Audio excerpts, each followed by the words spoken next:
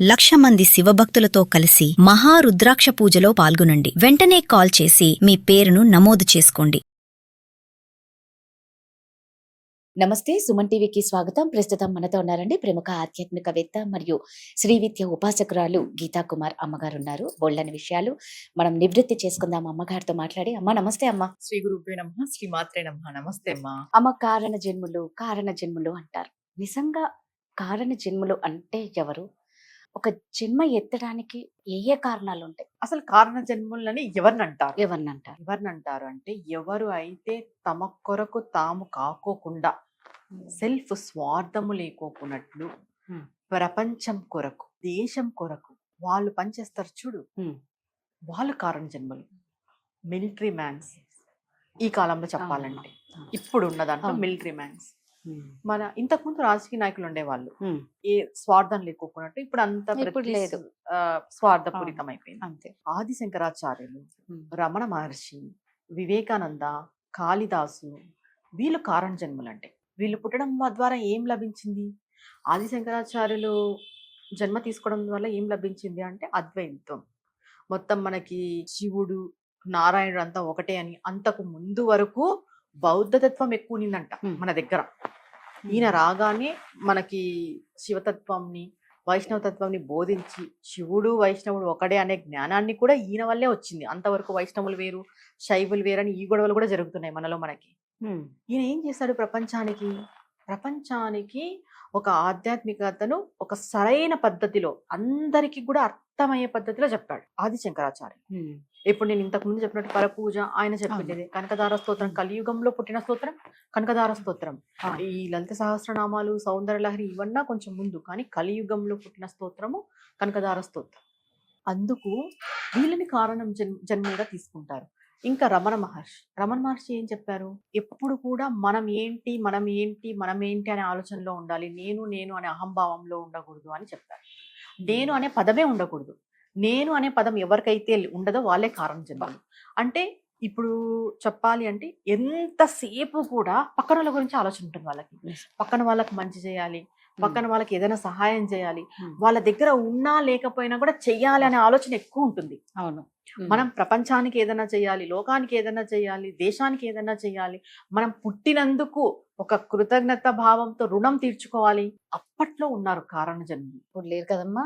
ఇప్పుడు స్వార్థమే కదమ్మా. అదే ప్రతిదీ కదా, స్వార్థం నిజమే. అయిపోయింది. ఏది తీసుకున్నా స్వార్థమే. రాజకీయం తీసుకో స్వార్థము, బిజినెస్ తీసుకో స్వార్థము, ఏదైనా బోధ తీసుకో స్వార్థము, ఆధ్యాత్మికత తీసుకో స్వార్థము, వైద్యము కూడా అలాగే వైద్యము అయిపోయింది. స్వార్థము, నిజం. విద్య స్వార్థము, అంతే. అన్ని స్వార్థమే. ఎక్కడ నీకు జెన్యూనిటీ ఉంది చెప్పు? ఇప్పుడు ఈవెన్ ఆధ్యాత్మికతలో కూడా బిజినెస్ అయిపోయింది. అవును. ఈ devotional business, business, education business, వైద్యము బిజినెస్. ఎవ్వరు వాళ్ళ కొరకు కాకోకున్నట్టు పరుల కొరకు ఆలోచిస్తున్నారు? ఒక్కరైనా ఉన్నారా? నిజమమ్మా. ఒక దేవుని దర్శనం తీసుకోవాలన్నా చూడండి, టికెట్లు ఎంత ఉంటాయి.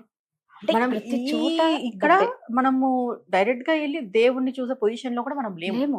నిజం. అవును. అలాంటి కాలంలో మనం బతుకుతున్నాం. ఇక కారణ జన్మలు ఎక్కడ ఉన్నారు? ఇక్కడ కారణ జన్మలు అంటే వాళ్ళ కోసం వాళ్ళు కాకోకుండా దేశం కోసము, పక్కన వాళ్ళ కోసము. ఇప్పుడు చూడు, మిలిటరీ వాళ్ళని ఒప్పుకోవచ్చు ఈ జనరేషన్. వాళ్ళే కారణ జన్మలు. ఎందుకంటే వాళ్ళు ఫ్యామిలీని వదులుకుంటారు, వాళ్ళ ప్రాణాన్ని సైతం లెక్క చేయకోకున్నట్టు అక్కడపై వర్క్ చేస్తారు. ఈ కాలంలో, ఈ కలియుగంలో కారణ జన్మలు అంటే మిలిటరీ మ్యాన్. కరెక్ట్.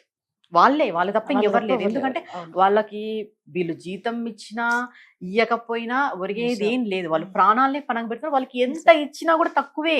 అంత దైనంగా వాళ్ళు అక్కడ ఉన్నారు కాబట్టి మనం ఇక్కడ ఇంత సుఖంగా నిద్రపోతున్నాము.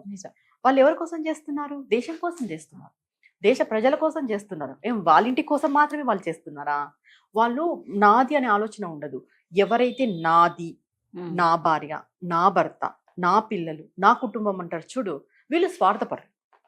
స్వార్థానికి నిదర్శనం. అంటే అట్లా ఉండకూడదా అమ్మా, ఉండాలి కదా అని అనుకో. ఉండాలి కదా అని అంటే మంచితనం కూడా ఉండాలి, హెల్పింగ్ నేచర్ కూడా ఉండాలి. హెల్పింగ్ నేచర్ ఉంటూ పోతే మనకి సాధారణ జన్మ. పూర్తిగా స్వార్థంగా ఉంటే అది సాధారణ జన్మ కూడా అనకూడదు. వాళ్ళ స్వార్థానికి వాళ్ళు బతుకుతున్నారు అంతే. ఇంకా కారణ జన్మ ఎట్లా అవుతుంది? మన దేశం చాలా పవిత్రమైనది, మన సనాతన ధర్మం ఇంకా పవిత్రమైనది. మన సనాతన ధర్మంలో చాలా మంది కారణ జన్మలు ఉన్నారు. వాళ్ళని చూసి మనం గర్వించాలి, వాళ్ళని చూసి మనం ఫాలో అవ్వాలి. ఒక్కరోజు బతికినా చాలే పరుల కోసం అనేటట్టు మనం ఉండాలి. ఏదో ఒక్క రోజు, నెలలో ఒక్క రోజు పెట్టుకో పరుల కోసం అని, ఉమ్. లైఫ్ చేంజ్ అవుతుంది. మనం ఏదో ప్రత్యేకించి భగవంతునికి ఏం మొక్కనవసరం లేదు. భగవంతునికి ఏమేం కావాలో అన్ని తీరుస్తాడు. అంటే మామూలుగా మాకు శ్రీ విద్య పరంగా ఏం చెప్తారు అంటే, విద్యలోకి రావాలంటే నిస్వార్థంగా ఉండాలి. మేమేం కోరికలు కోరం, మా కొరకు మా ఫ్యామిలీ ఇట్లా ఏమి ఉండవు. కంప్లీట్ గా నిస్వార్థంగా ఉండాలి. శ్రీ విద్య అంటేనే అది నిస్వార్థం, తమ కొరకు కాదు అన్నట్టు ఉంటది. ఇలా విద్యలోకి వచ్చిన తర్వాత మేము ఎంతున్న అవతలి వాళ్ళ కష్టాలనే చూస్తాం, అవతల వాళ్ళ గురించే మాట్లాడుకుంటాం. అవతల వాళ్ళకి ఏదైనా సమస్య వస్తే తీర్చాలనే ఆలోచనే ఉంటుంది, ఇదే ఉంటుంది. ఎప్పుడైతే మనం అవతలి వాళ్ళ గురించి ఆలోచిస్తామో భగవంతుడు మన గురించి ఆలోచిస్తాడు. ఆలోచిస్తాం. ఎప్పుడు మన గురించి మనమే ఆలోచిస్తున్నాం అనుకో, భగవంతుడు కూడా ఆలోచించుకునేలే కొంతసేపు ఇట్లా వాళ్ళ గురించి వాళ్ళే ఆలోచిస్తున్నారు కదా అనుకుంటాడు. మనం ఎప్పుడైతే అవతల వాళ్ళ గురించి ఆలోచిస్తూ బతుకుతామో, పరులకి మంచి చేయాలి, ఏదో ఒకటి చేయాలి, మన వంతు సహాయం మనం ఏదైనా చేయాలి అనే ఈ తపనతో ఉంటామో, వాళ్ళని ఎవరినైనా ముందుకు తీసుకురావాలి. ఇప్పుడు ఆధ్యాత్మిక మార్గంలో కూడా చాలా మందికి నాలెడ్జ్ లేదు. లేదు. వాళ్ళని ముందుకు తీసుకురావాలని ఒక తపన పన్నామనుకో, అది కూడా పరుల కొరకే కదా. ఎప్పుడైతే పరుల కోసం మనం బతుకుతామో భగవంతుడు మన కోసం బతుకుతాడు. భగవంతుడే మన కోసం బతుకుతాడు. మనం ఇంకా భగవంతుని కోసం బతకాల్సిన అవసరం లేదు. అంత ఉంది దీంట్లో. ఈ కారణ జన్మంలో నిస్వార్థంగా జీవించగలిగే శక్తి ఉండాలి మనకి. ఎప్పుడైతే నిస్వార్థంగా మనం ఉంటామో భగవంతుడు మన వెంటే, మన ముందే, మన చుట్టే ఉంటాడు. మీరు అన్నట్టు ఈ కాలంలో ఎవరు లేరు, ఒక్క ఆర్మీ వాళ్ళు తప్పితే. ఈ కాలంలో కారణ జన్మలు అంటే ఆర్మీ వాళ్ళే. నిజమే అమ్మా, చాలా చక్కగా చెప్పారు. ధన్యవాదాలు. నమస్తే అండి.